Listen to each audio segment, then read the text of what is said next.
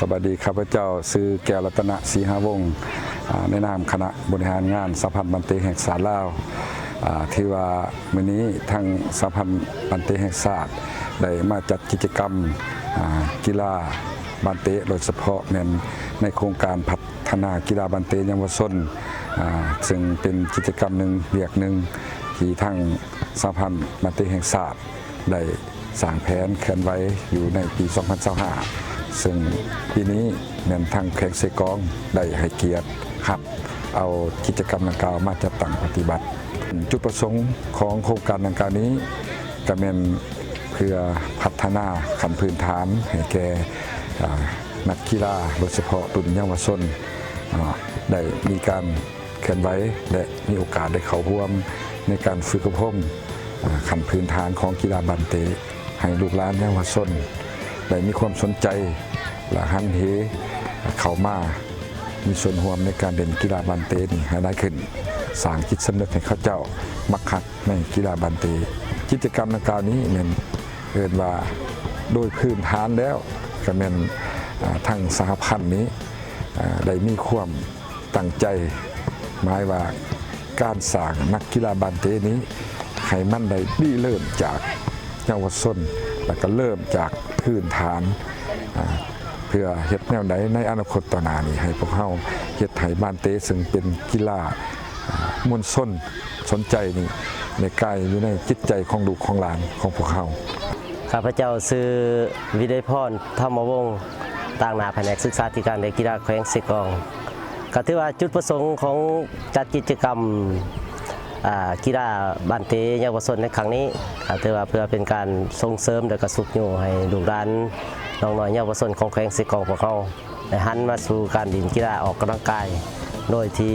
ถูกต้องตามหลักของการฝึกซ้อมและก็เห็นว่าเป็นกิจกรรมที่มีบรรยากาศและก็มีกระบวนการฟูดฟื้นอยู่แขวงเซกองเขาที่เป็นบรรยากาศที่ดีในปีนี้สำหรับแผนอนาคตในต่อหน้าก็คือการสร้างนักกีฬาเยาวชนนี้ภายในศึกษาธิการในกีฬาแขวงก็ได้สมทบกับสหพันธ์กีฬาบันเตแขวงในการจัดตั้งการเคลื่อนไหวกิจกรรมบันเตกีฬาในโรงเรียนและก็บันเตเยาวชนก็รวมถึงแผนจะได้สืบต่อกันเคลื่อนไหวแข่งขันกีฬาบันเตลีก 2ของแขวงเซกองและก็แสดงความขอบมุกขอบใจน้ำสหพันธ์บันเตแห่งศาสตร์ลาวที่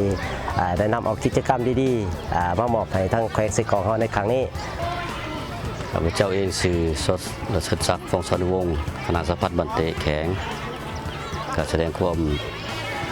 ดีใจแสดงขอบใจมันยังทางสหพันธ์บันเตแห่งศาสตร์ลาวที่ได้นำเอากิจกรรมการพัฒนากีฬากิจกรรมอันนี้พัฒนานักกีฬาเยาวชน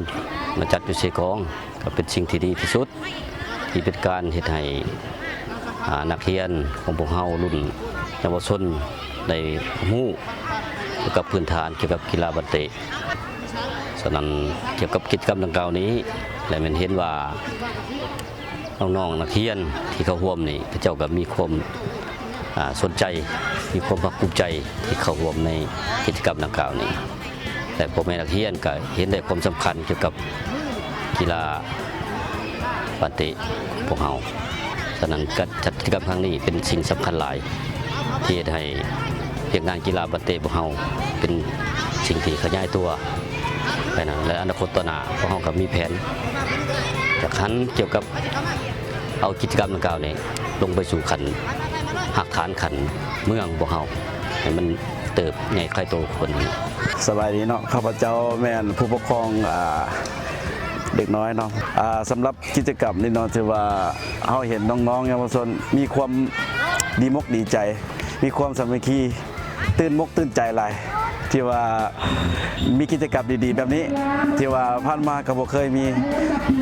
ที่ว่าเราเห็นแต่ละคนเขาที่ว่าดีมกดีใจหลายเนาะสามัคคีกันดีหลายกระตือรือร้นในกิจกรรมในงานนี้เรียกห้องถึงผู้สนับสนุนเนาะอยากให้มีกิจกรรมดีๆแบบนี้ตลอดเนาะเพราะว่าอยู่แข่งเซกองเพราะว่าอยู่แข่งใดเนาะอยากให้มีกิจกรรมดีๆแบบนี้อีกต่อหน้าฉะนั้นก็ขอขอบใจทั้งผู้สนับสนุนหลายๆ